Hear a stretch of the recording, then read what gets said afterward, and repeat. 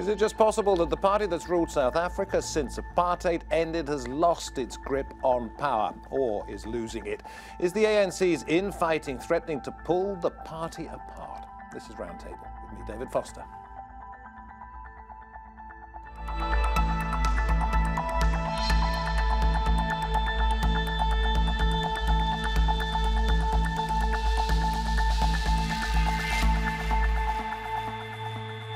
Claims of deep divisions and a push by some in the ANC to get Jacob Zuma out before his time is up. Will South Africa's ruling party allow the president to see out the rest of his term?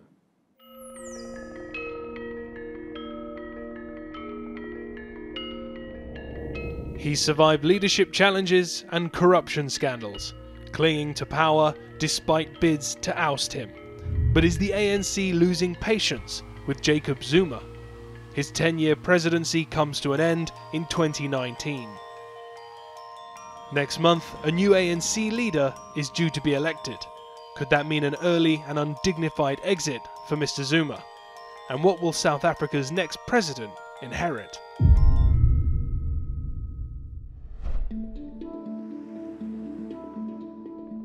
South Africa faces a number of challenges.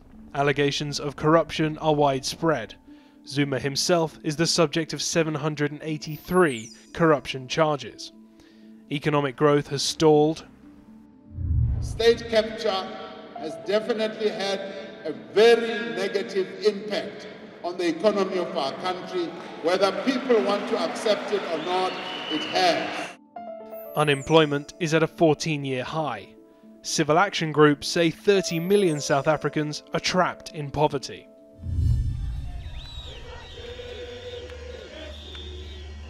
Support for Jacob Zuma has wavered for several years, even among members of his party. This year he survived his 6th vote of no confidence, brought on by a cabinet reshuffle and his sacking of popular finance minister Pravin Gordhan. People today voted to say Jacob Zuma must go. Because the masses of our people out there who are already very, very upset with these activities of corruption. We are happy that it has now happened, and as we had promised the people of our country that we will not sell out on our revolution. The party is split between factions backing Zuma's ex-wife and former minister Nkosazana Dlamini Zuma and Deputy President Cyril Ramaphosa. A swift change of power could see party loyalties pushed to their limits.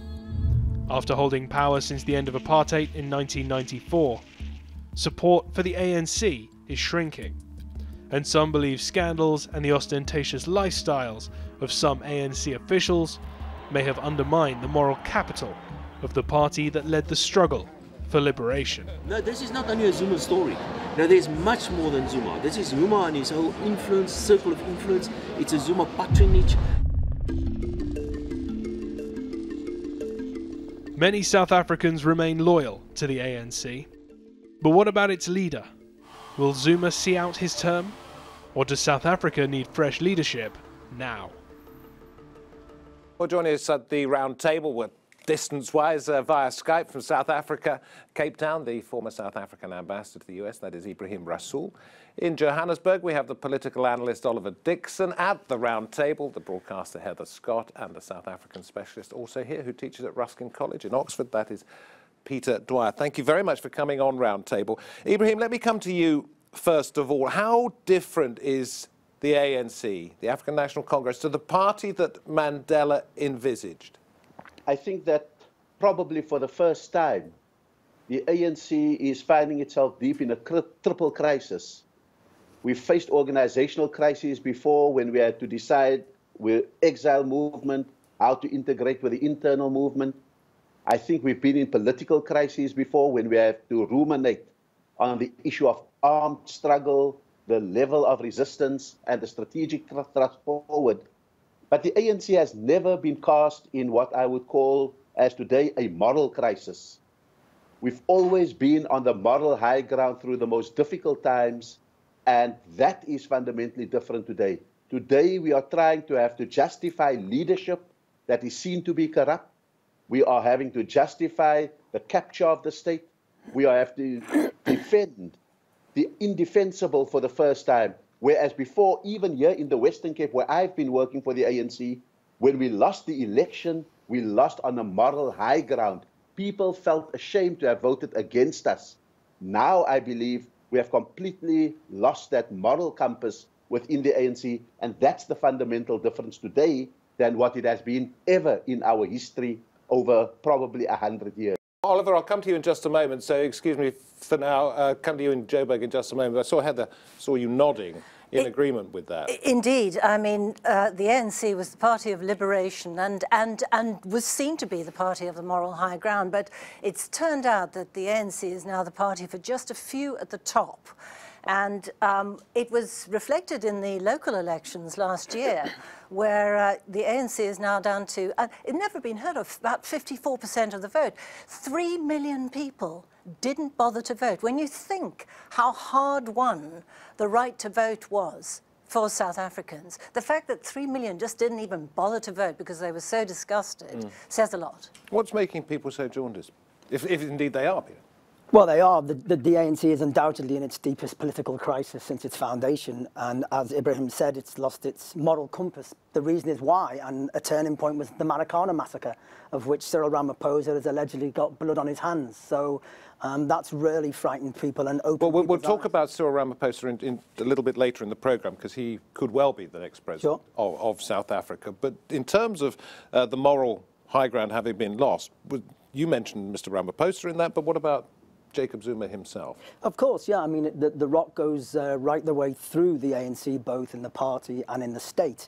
And obviously people talk about corruption, but it's also a political issue. I don't think we should get sidetracked by corruption. There are deep, serious political and economic problems in South Africa. 6 million people unemployed, 50% of young people are unemployed. Most people earn about $250 a year, whilst the CEO earns $7 million a year. These are the real issues in South Africa, of which corruption is a sort of a point, but I don't think it's a major issue, really, for the people on the ground. Oliver, we have three people here who love South Africa, and they've each one of them given a damning indictment of the state of the ruling party. So, do you agree it's gone wrong? I am what you call a born free. Those are young people characterized who have been born into the freedom of South Africa that our previous generations fought so hard for. And it feels nothing like I have freedom in this country, because the gentleman in the studio is correct. Corruption is a problem, but the bigger problem is the structural injustice of the economy in South Africa today. It's true that the ANC has lost its moral high ground, but it's lost the moral high ground of a different kind. Not that the leadership is questionable, but that the leadership has done very little to transform the economy. It can't still be the case where 78% of South Africans are black, but only manage to access 3% of the economy. It can't be the case that apartheid benefactors, that's to say, companies who exist having stolen money in the apartheid government, continue to function as normal and continue to exacerbate inequality. Our Gini coefficient is one of the worst in the world.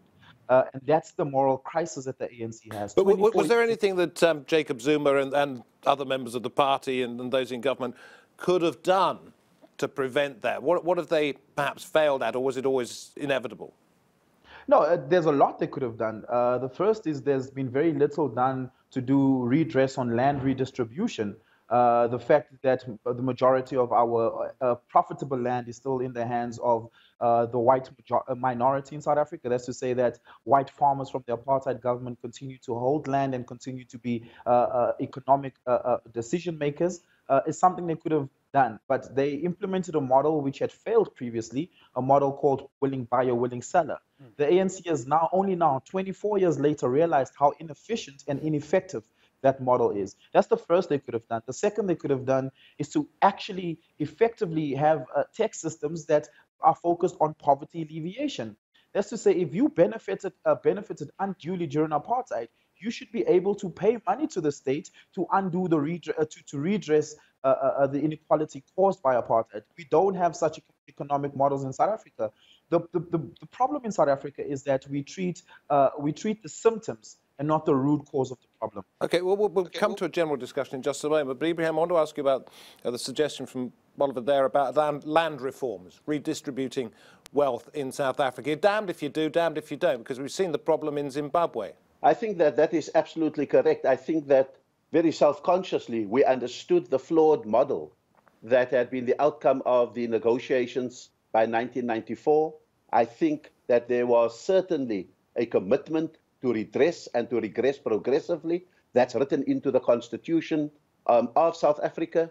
I think that we had not made enough provision for the challenges that lay ahead. I certainly take Oliver's point that the immediate transition that should have been made should have been one to move from market value for land to, for example, fair value for land. I think in much the same way, we should have followed up in a second transition. Sorry, Ebrahim, respectfully, I think that's an incorrect model as well. Let me finish the point, because I think it goes through so many of the issues that I think we're dealing with as the baggage from the past. I think in much the same way, we should have followed up the quantitative gains, for example, in education, in health, and all of those with a kind of qualitative gains. So getting everyone in school is one achievement, getting the quality of education is another one. So I think that there are those kind of issues that needed to be addressed. And instead, where I think we've ended up now is in a shortcut way where feeding at the trough is the substitute for the hard, disciplined work of decisive leadership and all of those kind of things. So I want to bring it back to the studio if I can. And Heather, let me ask you, the problems as outlined by our two guests in South Africa are historical ones. Well, yes, are they Zuma's fault? No, or is he the icing on the cake? No, he's part of the problem, but he isn't particularly. I think it all goes back to probably even 1991, 92 with CODESA, when there was the convention for a democratic South Africa, and all the parties came to the table and said what they wanted and what they didn't want. And I think going into the election and getting a new parliament in South Africa, it would appear that people were so worried that there would be a flight of capital, be a flight of whites, the so-called chicken run, that whites would leave South Africa. And so all these concessions were made. So you see that most of the wealth is still in white hands, and people who are white in South Africa still have, generally speaking, a better standard of living than the majority. But not only in white hands, but also in the hands of those who've got their hands on power. Oh yes, the select few at the top.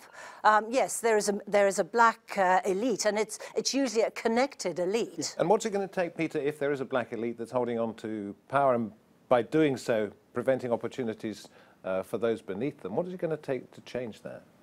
Well, what it's created is the protest capital of the world. Outside of China, South Africa has more protests than any other country on the planet. It has an exceedingly vibrant civil society, major trade unions, major community groups.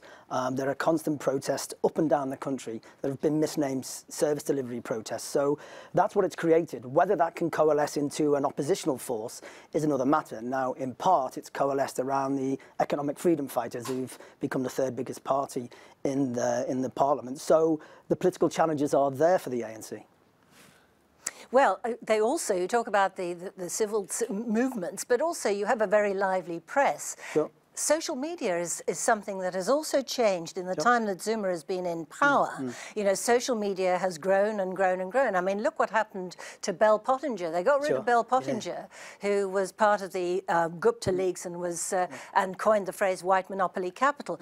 It doesn't mean to say there isn't white monopoly capital, but it suddenly became a sort of watchword, and Bell Pottinger got out, and that was through social media. Do you think, Ebrahim, and indeed Oliver, but Ebrahim first, if I may, that Jacob Zuma will last out his term? Look, I think that the key issue is that the country can't afford it. I think that while he isn't the entirety of the problem, I think that what he has effectively broken was a compact in which a flawed system has also transmogrified, in a sense, in a nepotistic system in which the patience that held South Africa together is no longer there because some are feeding at the trough. And what happens then? So the country can't afford it.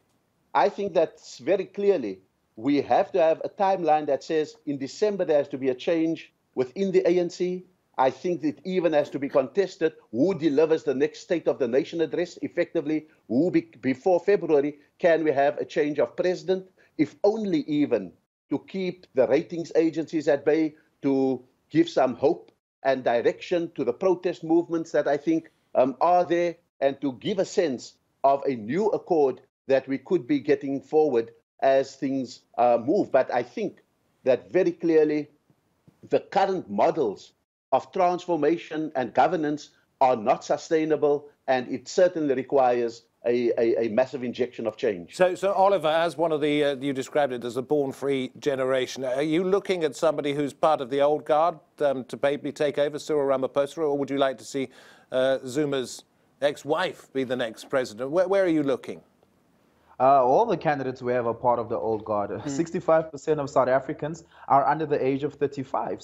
More than 80% of South Africans under the age of 35 will form a part of our electorate. So our electorate will be 80% of our electorate would be under the age of 35. But none of the candidates in front of us matches our age demographic. The fact that France has a president that's incredibly young, the fact that the world is moving towards choosing leaders younger and younger and closer to the median age of the country is a direction we need to move towards. So I don't think effectively anything will change based on whether or not the old guard cares for young people. However, young people are making it more and more clear that they want to sit at the table and have part of the political discussion. Well, let me bring Peter back in on this, because if the old guard is clinging on to power, and some are quite old and some are relatively old, but if they are clinging on to power, what's it going to take for them to give it up? And is there any sort of real undercurrent to replace them, or is there anybody? The EFF is really the undercurrent, isn't it? The EFF seems to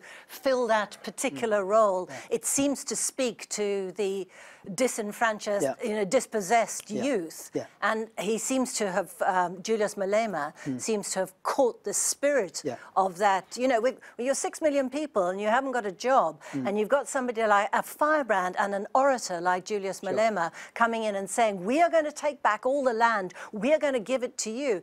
Of course that's going to resonate. Sure. But Ebrahim and Oliver raised the issue of leadership and age. I mean, the problem with the leadership question is that, firstly, it's a bit like rearranging the chairs on the sinking ship. And it's not just an issue of leadership, it's a question of politics. You can put Ramaphosa or anybody else in charge of the ANC. It's about the ANC's politics. And they made a decision way back in 1990 to orientate towards the free market. And that is the root and cause of the problems in South Africa. Corruption is just facilitated by the free market and the access to foreign businesses invested in South Africa. But it's not about issue, and it's not really about age. I mean, you know, Macron is young, but he's not particularly popular in France. And the other thing is that Britain, times changed very quickly, didn't they? And also Britain has just nearly elected quite an old leader of the Labour Party who's very popular with young people. It's about their politics. Okay, so Ebrahim, you're supporting Cyril Ramaphosa, I think, working on his campaign. What's he got to do to convince the electorate rather than just the party? I think more than simply changing a leader, you need a leader who can facilitate a new debate, a new discussion about how things are going to go into, reconnect with that founding spirit in which the Bill of Rights and the Constitution were conceived, and understand that the concessions that were made in '94 were effectively those of a transition within a global transition. And so the buffet had given way to the a la carte menu at that point. It was always and should remain the intention to expand the options that I think are on the table, find urgent formulas for fundamental change. Some would call it radical economic transformation, but it needs to be fundamental. And certainly I think that all you need is a conductor of an orchestra that brings in those different voices that are not inherently intolerant, that can rebuild some of those institutions, but could give the space for a fundamental policy review to be able to take place. Almost sounds like that could take a generation rather than a couple of years there. I think that that's the extent of the depth of the challenge that we face. But I think we've got to shorten that curve of history, because our inequality is not just unequal, it is also color-coded. And that, I think, is its own urgency as we move forward. Yeah. Do make your point, but then I'm going to ask either one of you or both of you to put a point to Oliver as member of the younger generation in South Africa. But okay, but put that point and then I'll come back to what I was going to say. Which was, well, I know what I was going to say is, you said, what does, Ramaphosa, if he took over the leadership of the ANC, what does that mean to, South Africans and voters? It was also what it means to the outside world. It's, you've got the ratings agencies. 2 have already downgraded South Africa to junk status. Moody's have given them 90 days. So it's all about investor confidence, and and South Africa does need it needs foreign investment. Well, and the charts show, when it comes to ratings, that if Ramaphosa became president, then the rand would strengthen. It would become a better currency. Yeah. Exactly. So, but is that good for South Africa? I mean, who are the ANC for? Is it for the outside world looking in? Is it for the people who are going to vote? I mean, this is the dilemma. We're talking about, Oliver was talking about, a different kind of economy and a more redistributive economy. You were also talking about a more redistributive economy. How does that play with foreign investors?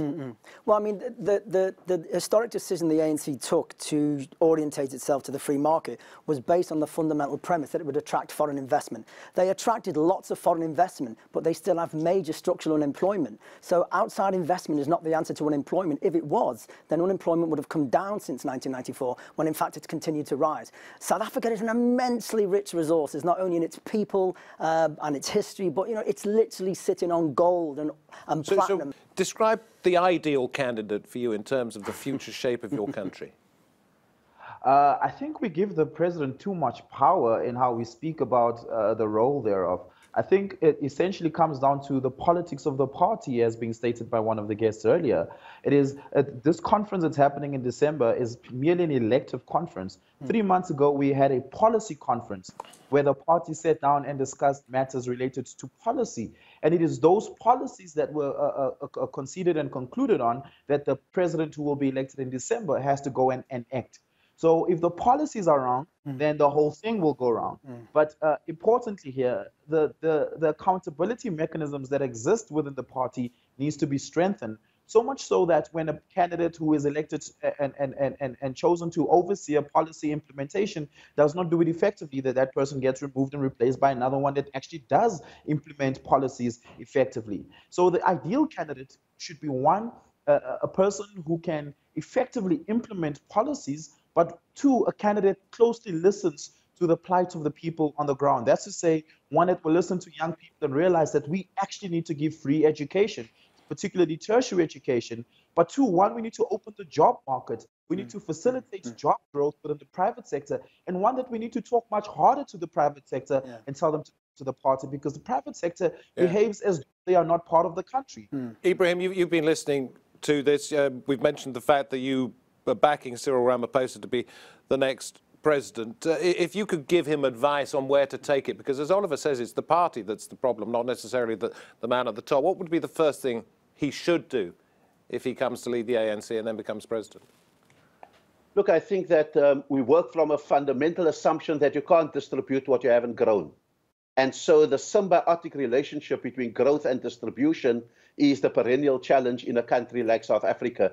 Can you distribute through welfare, as we do, through free health and free education, and then run dry? I think we need to be able to walk that tightrope in order for the distribution effect. So I think we're particularly aware of that. I would like to, if Ebrahim gets a chance to speak again, to tell me why he thinks none of the other candidates are able to do the things he describes in what he visions the new South Africa to look like.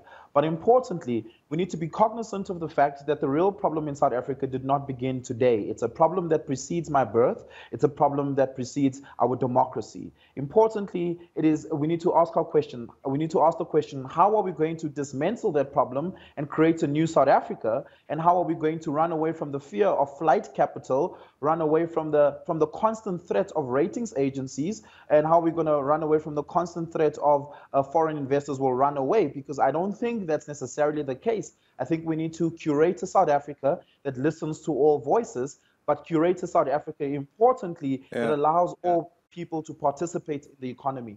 Brilliant to hear from both of you in South Africa. Let's wrap it up in the studio. Is Zuma going to go to jail, do you think?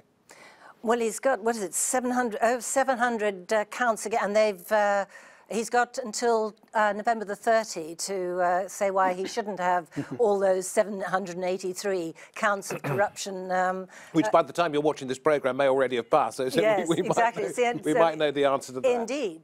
Is it the end of Zuma? It is the end of Zuma. I'm not sure it's the end of the ANC. I think they'll win the next election, but I think that the civil society forces on the ground will still manage to keep them in check because the structural problems are so deep, it will remain the protest capital of the world. It's extraordinary, isn't it? I mean, more than 20 years after Mandela walked out of prison, we're still talking about the problems of South Africa. To both of you in that wonderful country, thank you very much indeed. To Heather and Peter here, thank you. The essence of this, if I were to distill it, would be to say that the problem is not just the man at the top, it's the machine that he's trying to drive. And in this case, that machine is South Africa, and at the moment it appears to be broken. Thanks for watching Roundtable. Bye-bye.